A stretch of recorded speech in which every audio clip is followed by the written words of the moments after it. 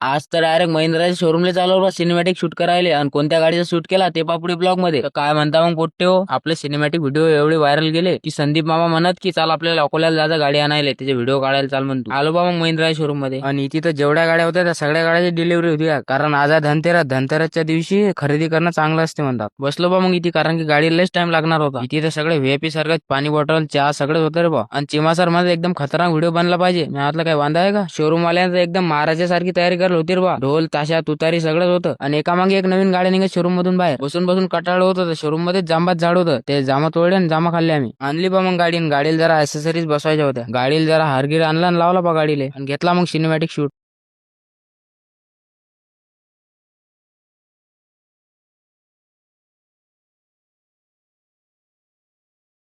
ते झाल्यावर गाडीची पूजा केली आणि काढली बा गाडी बाहेर. ते झाल्यावर सगळ्यात पहिले गाडी डिझेल टाकलं आणि निघलो बा आम्ही घरा इकडे.